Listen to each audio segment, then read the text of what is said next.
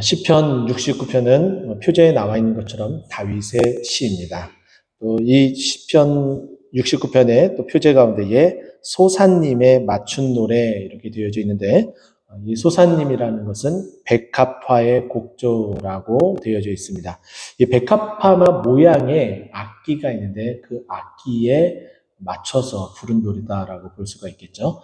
이 소사님, 또 수사님이라고 표현하기도 하는데, 이 악기에 맞춰서 부르는 노래가 시편에는 총 3편이 기록됩니다. 시편 45편과 오늘 69편 그리고 시편 80편이 바로 그런 악기에 맞춰서 부르는 노래다라고 볼 수가 있죠.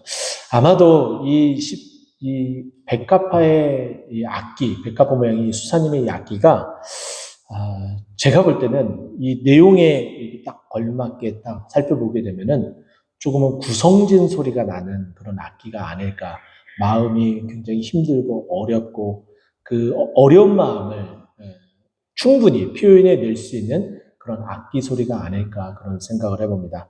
오늘 보면 17절까지의 내용과 그 뒤 이후의 부분은 좀 회복되는 어떤 모습도 있지만은 우리 마지막 부분에 보게 되면은 결국은 하나님께서 회복해 주셔서 어떻게 해야 될지에 대한 부분들이 나오는데 저는 30절과 31절이 매우 인상적으로 남게 되었습니다. 자, 읽어드리면 이렇습니다. 내가 노래로 하나님의 이름을 찬송하며 감사함으로 하나님을 위대하시다 하리니. 왜 이런 표현이 했는지 우리는 짐작이 가겠죠? 하나님께서 이 부르짖음에, 이 간절함에 어떻게 했다는 거예요? 응답해 주셨다라는 거예요. 그러니까 하나님 앞에 찬송하고 감사하고 또 하나님이 위대하시다라고 선포하는, 하나님을 이렇게 찬송하는 그 일들이 있게 되는 것이죠. 그런데 이것은 다른 어떤 것보다도 정말 큰 일이다. 우리 주님이 정말 기뻐하시는 일이다라는 거예요. 자, 31절 보면은 이것이 곧 뿔과 굽이 있는 황소를 드림보다 여호와를 더욱 기쁘시게 함이 될 것이라. 황소를 드린다라는 것은 최고의 제물로 하나님 앞에 드리는 제사를 말합니다. 근데 그것보다도 어떻게 지금 내가 드리는 찬송과 감사와 하나님의 위대하시다라고 선포하는 이것이 정말 최고의 하나님이 기뻐하시는 일이다라고 말을 하고 있어요. 그러니까 마지막 해피엔딩으로 이제 끝나가지만은 그 일련의 과정 가운데서는 매우 험난합니다. 자, 우리는 오늘 우리 찬송도 그렇게 많이 불렀지만은 우리가 좀 기억해야 될 것은 뭐냐면은 우리가 장차 올 영광은 지금의 고난과 좋게 비교할 수가 없습니다. 이 땅에서는 당연히 우리가 힘들고 어려울 수밖에 없어요. 그거는 죄에 대한 결과입니다. 아담과 하와가 죄를 범하였을 때에 땅이 엉겅퀴를 내고 땀을 흘려야 먹으리니 라고 말씀하셨고, 그것은 결국은 사람의 인생의 삶 가운데에 반드시 그 고충, 땀을 흘리는 고충이 있어야 되고 어려움이 있어야 된다라는 것이죠. 그렇기 때문에 이 시편 기자인 다윗도 자신이 이 상황 가운데 처해져 있는 이 상황을 5절에서 이렇게 표현하고 있죠. 하나님이여 주의 나의 우매함을 아시오니 나의 죄가 주 앞에 숨김이 없나이다. 내 죄가 숨겨진 줄 알았다라는 거예요. 그런데 숨김없이 다 드러나고 어떻게 됐다는 거예요? 내가 그렇게 우매한 자처럼 이것이 숨겨질 것이라고 생각했지만은 결국 그렇지 않다. 내 죄가 다 드러나서 지금 나는 지금 이 죄에 대한 그 결과를, 그 보응을 받고 있다. 하지만은 이제 하나님 저를 용서해 주시고 구원해 주시옵소서라고 고백하는 것이 다윗의 고백입니다. 자, 그러면 1절부터 3절까지 먼저 보게 되면은 이렇습니다. 하나님이여 나를 구원하소서 물들이 내 영혼에까지 흘러 들어왔나이다. 여러분, 가장 힘들고 어려운 때, 그때를 지금 다윗은 이렇게 표현했어요. 나를 구원해 주신 것을 고백을 하고 물들이 나에게 들어왔다라고 표현합니다. 근데 이 물들이 어디에까지 들어왔나? 내 영혼에까지 들어왔다라는 거예요.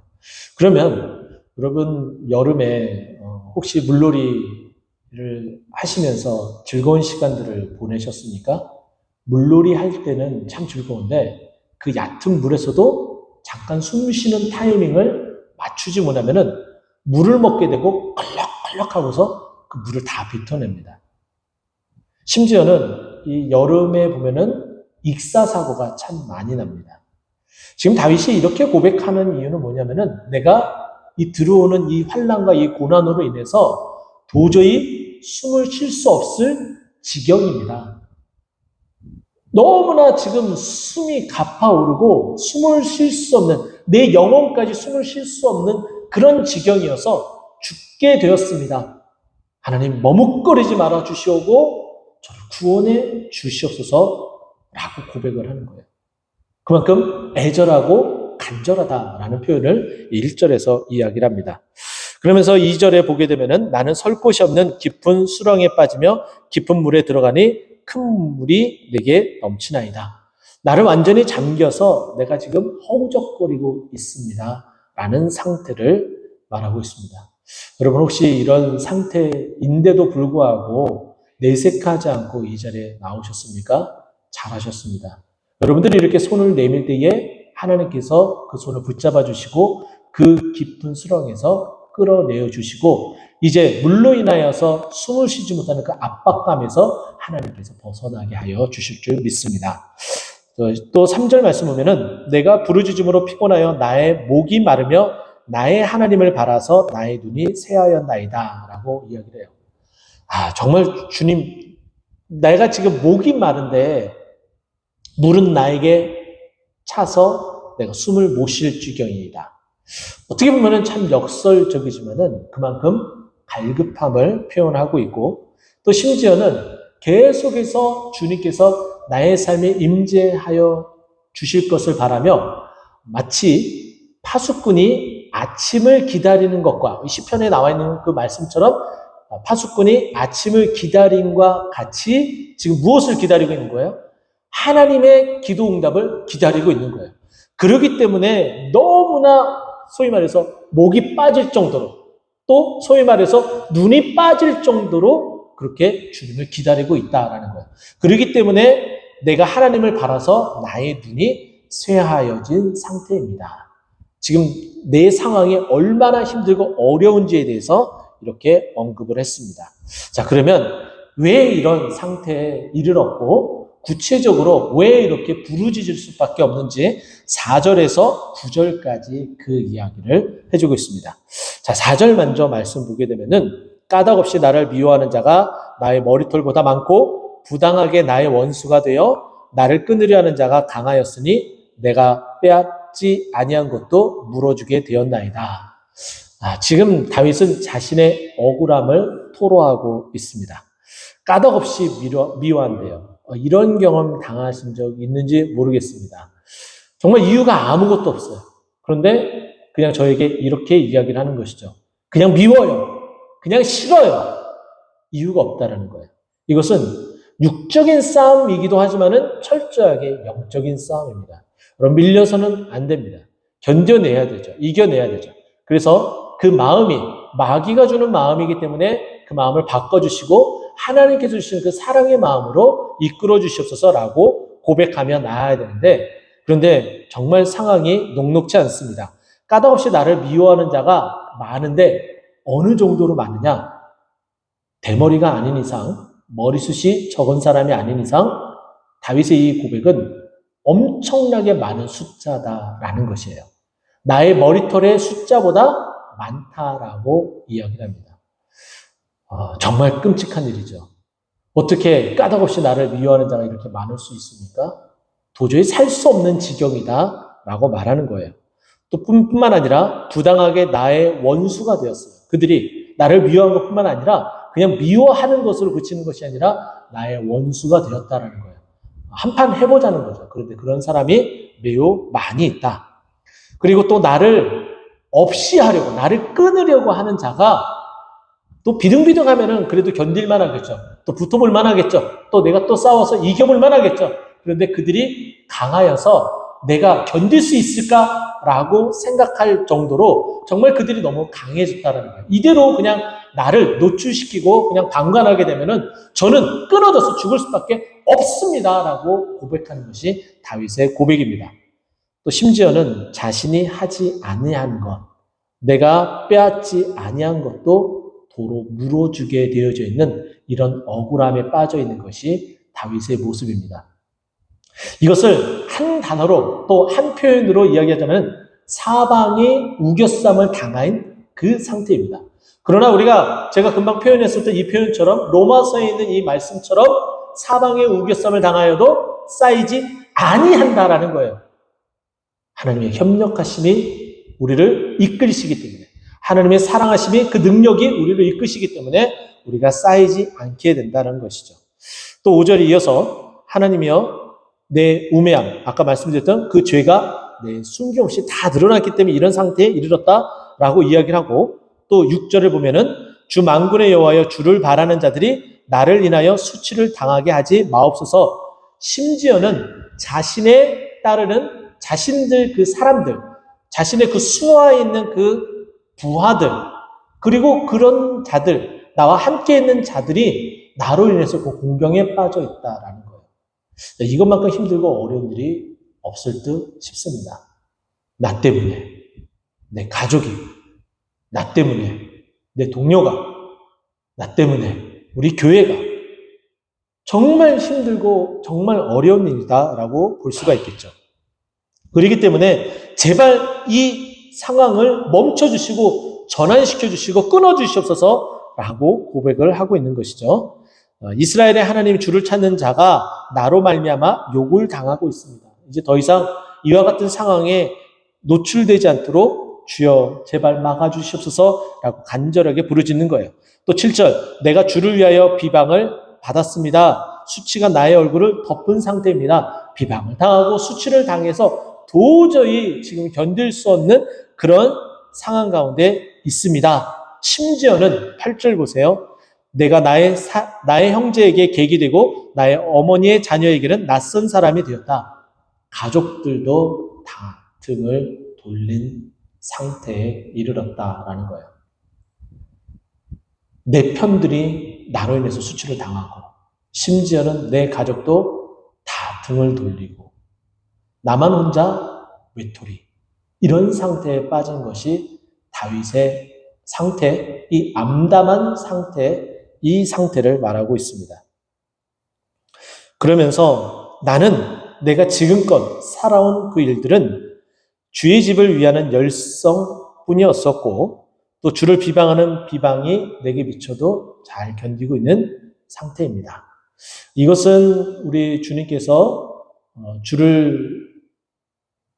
성전을 사모하는 열심히 나를 삼켰다라는 그 고백을 다윗도 함께 하고, 또 주님이 이 다윗의 이 고백, 비방을 당하고 핍박을 당한 그 상태, 그런 상태 가운데에 동일하게 이와 같은 고백을 한 것이고, 또 우리가 예수님께서 십자가에 못 박혀 돌아가실 때에 예수님께서 고통을 감하게 하는 마취제와 같은 역할을 하는 쓸개, 그 담즙을 담긴 포도주를 마실 것을 거부하셨잖아요. 그 내용이 오늘 시편 69편 21절에도 나옵니다. 그들이 쓸개를 나의 음식물로 주며 목마를 때에 초를 마시게 하셨사오니, 그 고통을 감하게 하는 그 일들까지 나에게 그렇게 했는데, 우리 주님은 어떻게 하셨어요?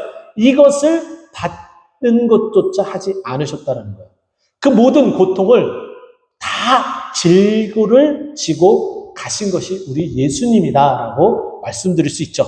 이런 상황 가운데 있기 때문에 다윗이 1절과 2절과 3절에 지금 숨이 턱턱 막힐 만큼 물이 나를 에워싸고 나를 잠식시켜서 더 이상 나를 견디지 못하는 상황에 이르게 되었다, 이렇게 자신의 상황과 그리고 부르짖음의 그 이유를 1절에서 9절까지 이렇게 나열하려고 있습니다.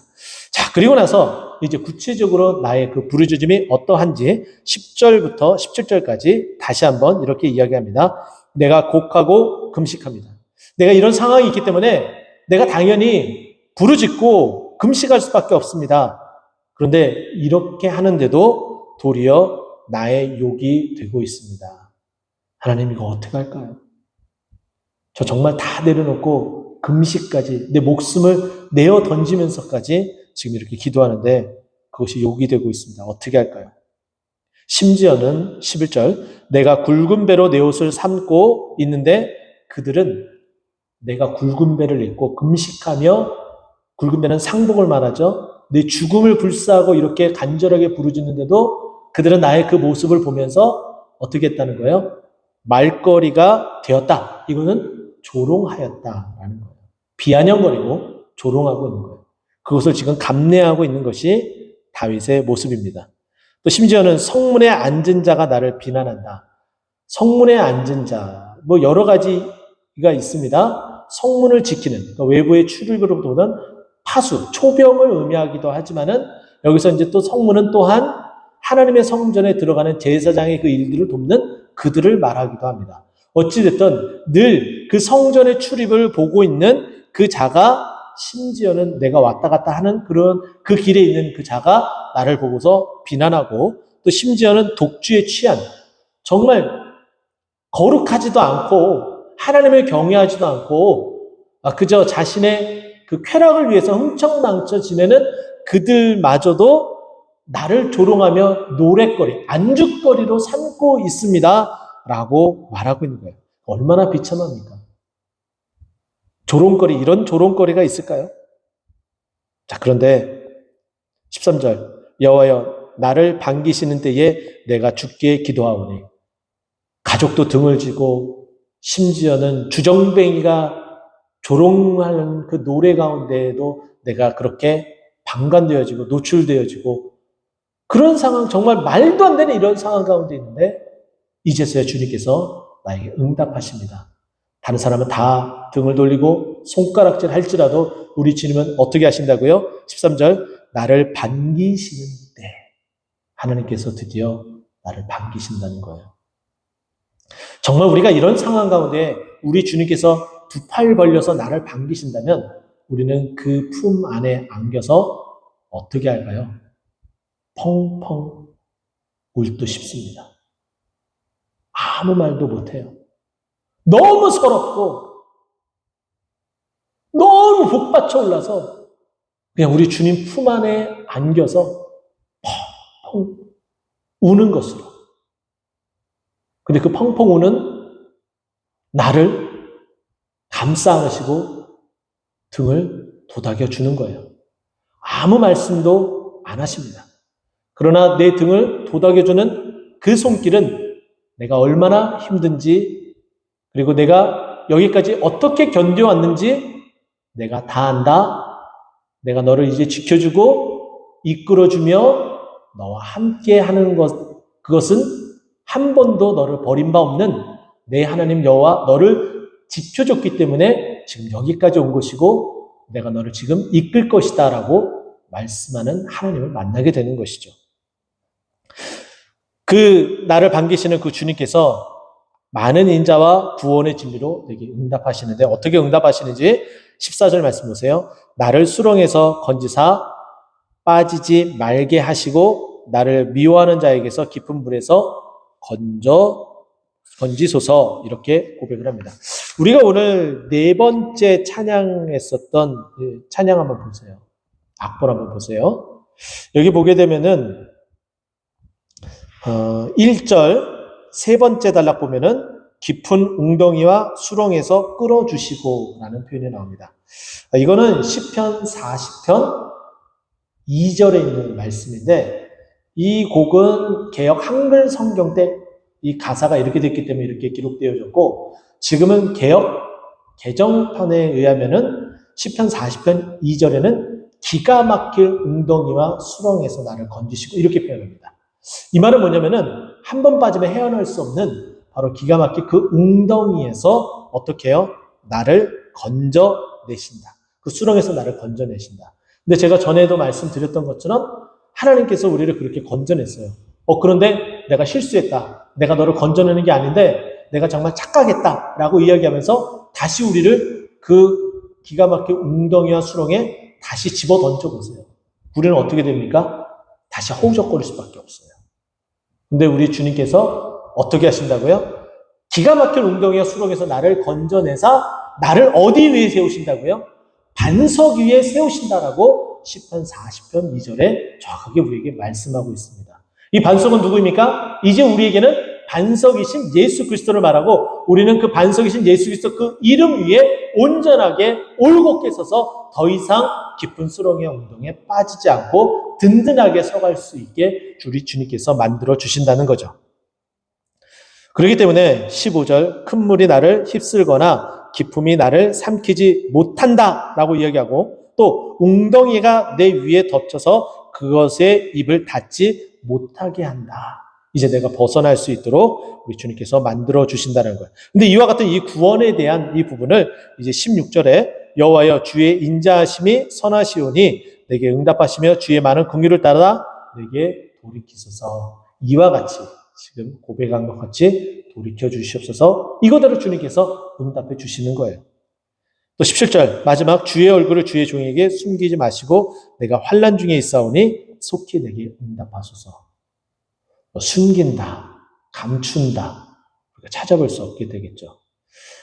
우리는 분명히 구름이 짙은 구름이 끼게 되면 태양빛이 우리에게 직접적으로 쐬지 않더라도 우리는 언젠가는 그 구름이 걷혀지고 화창한 날이 오고 햇빛이 나에게 비칠 것을 우리는 알고 있습니다.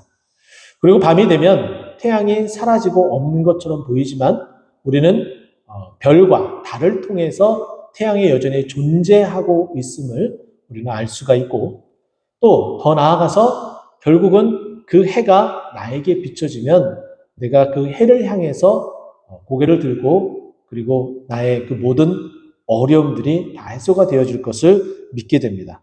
근데 여기서 보게 되면 주의 얼굴을 주의 종에게 숨기지 말아달라라는 것은 계속해서 비춰달라라는 거죠. 우리가 이제 극지방, 북극과 남극을 이제 가보진 못했지만, 우리가 많은 사람들이 좀 여유와 넉넉함이 있으신 분들은, 그런 버킷리스트, 여행 버킷리스트 가운데에, 오로라를 직접 보고 싶어서 극지방, 북극지방, 노르웨이나 스웨덴 이쪽으로 여행을 가고 싶은 어떤 분들이 좀 많이 있을 거예요. 그런데, 한겨울에 보게 되면은, 지축이 23.5도로 기울어진 그것으로 인하여서 한겨울에 밤이 돼도 태양이 지지 않습니다. 그것을 우리는 뭐라고 이야기하냐면 백야다라고 이야기를 해요. 잠을 못 이룹니다. 그래서 커튼을 치고 안대를 착용하고 그리고 잠을 이루는 것이 그 지역에 사는 사람들의 삶의 모습입니다. 자, 우리는 정말 해가 지지 않는 나라 영국이라고 표현을 했습니다. 영국은 하나님의 나라, 그 성교를 하는 그 일들을 때문이었고 또 정말 그 경제적인 그 부국함에 의한 그 모습을 말해주곤 했습니다. 하나님께서 동방의 예루살렘, 평양의 대부흥을 허락해 주셨고 또 아울러 그 은혜로 이제 우리에게 전쟁 후에 우리에게 큰 부흥을 한국교회에 허락해 주셔서 정말 세계 어느 유수 나라와 비견해도 정말 밀리지 않고 꿀리지 않을 만큼의 경제적인 성장, 또 교회의 부흥 성장을 허락해 주셨죠. 결국은 교회는 하나님께서 붙들어 주시고 인도해 주셔서 결코 망할래야 망할 수 없게 됩니다. 하나님은 또 다른 새싹을 피어나게 되고 또 요한복음 12장 24절에 있는 것처럼 우리가 망한 것처럼 보이지만은 한 알의 밀알이 떨어져서 죽지 아니하면 많은 열매를 맺을 수 없는 것처럼 우리에게 그 생명을 주신 예수 그리스도로 말미암아 교회는 흥왕하고 부흥될 수밖에 없습니다. 오늘 시편 다윗은 마지막에 주의 얼굴을 숨기지 말아 주시옵소서라고 고백을 했죠.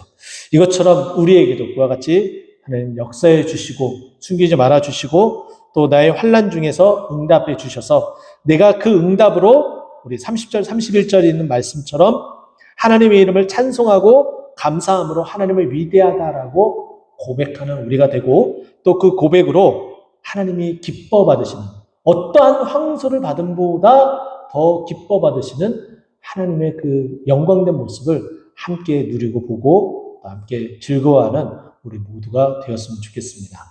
우리의 삶이 주님의 이런 인도하심과 은혜 베풀어 주심이 있다는 걸 기억하고 또 주님과 함께 쓰러지지 않고 힘있게 일어나서 주님께 영광 돌리는 우리 모두가 되길 간절히 축원드립니다. 기도하겠습니다.